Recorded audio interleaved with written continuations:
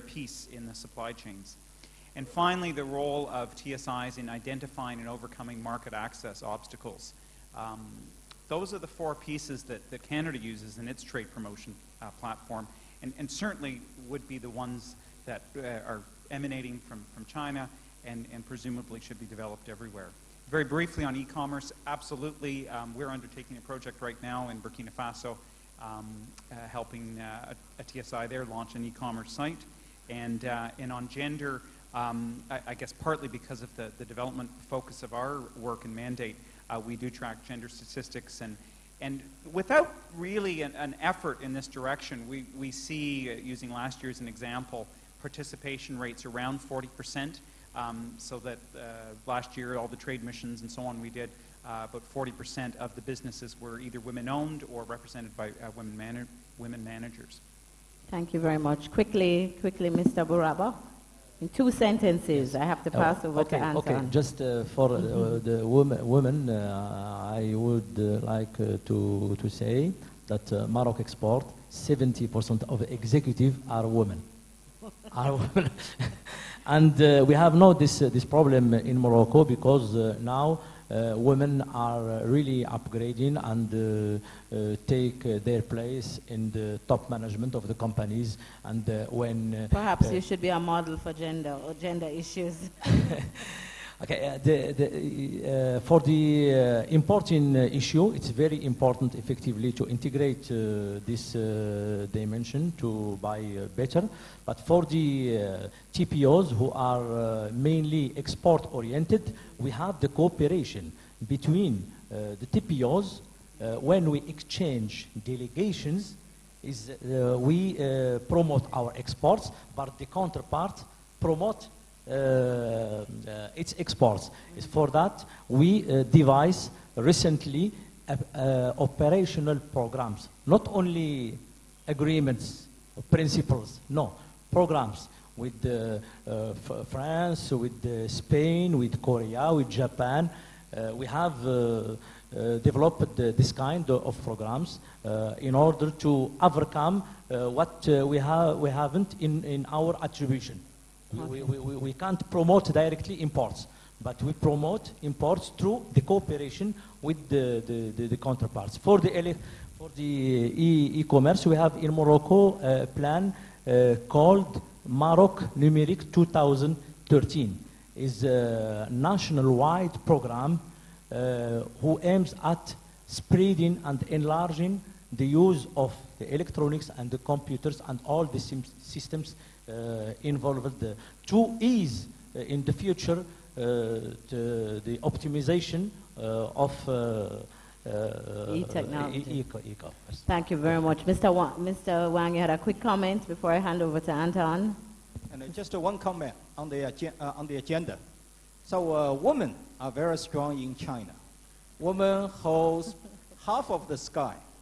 So we have the Association of Women Mayors. We have the Association of the Women Entrepreneurs, and also some other related organizations.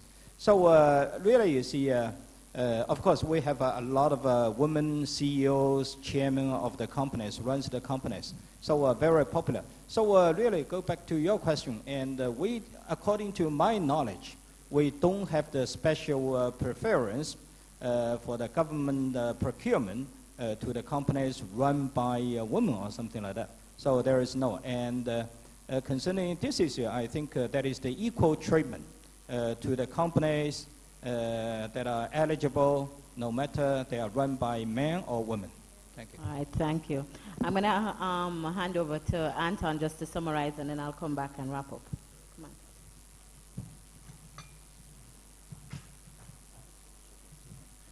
Thank you, Lisa. I think it is said that wide acceptance of a concept is not necessarily proof of its validity.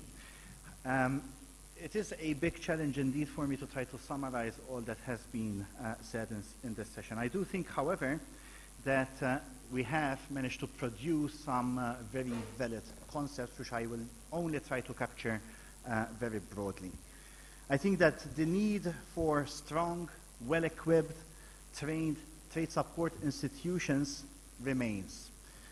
They need to be more agile than ever before, though, because vulnerable SMEs are in the balance in the meantime. But we have seen that TSIs from all different backgrounds, different countries, different economies, different sizes could indeed be agile by adjusting their strategies and responses as needed. The second point is that from what I have understood, the role of the TSI has not realistically changed as dramatically as the trading environment in which we are now operating. Okay? But there is also recognition of the fact that traditional services alone and the extent of the availability of the services that has been hitherto the case is perhaps not enough. And that there is a need indeed to look at other measures, look at other assistance, and we have heard many examples of this, such as fiscal measures, new policies, new promotional or more intense promotional tools, financial tools as well. There may be also a role for the TSI to look more strategically inwardly within its own country. This is also a conclusion that I have reached listening to the various panelists. Okay, we have heard, for example, the possible new scope of a TSI to promote more actively import promotion, for instance, because this could indeed be a gateway to new markets eventually. Okay? To my relief, we also understand that more assistance from international organizations such as the ITC also remains relevant, and this makes me at least a bit more pleased. In various areas, we have heard specific mention being made of strengthening the competencies of trade support institutions, of the staff of trade support institutions, things such as market intelligence, also the issue of gender and promoting perhaps more gender-sensitive export strategies, which we will be very happy to assist in. As well as in areas such as e-commerce and raising more awareness of the effectiveness of such tools. So this, in a nutshell, are what are probably my main takeaways. I'm sure it does not do justice to the more detailed responses given by the panelists and the interventions by you all. But Lisa, I'll let you close the session. And then I understand that Michaela wishes to make an announcement. Thank you. Thanks, Anton. All that is left for me to do is to thank the panel. I think we had a unique mix of experiences on the panel in terms of developed country, less developed, emerging markets, successful, unsuccessful. But from that experience, those experiences, we really can take away what is critically important moving forward for trade support institutions. I, for myself, am in a small developing island state that is trying to focus on growing and increasing its exports. And the imperative is to work for the trade support network, not only internally, but regionally and globally, to work a lot closely together so that we can respond effectively to the kinds of things that can happen to us. So for my own knowledge, my own experience here, it really has been interesting to hear the different perspectives that have been brought to bear. So I want to thank the panel, and I'm sure you'll join me in thanking them.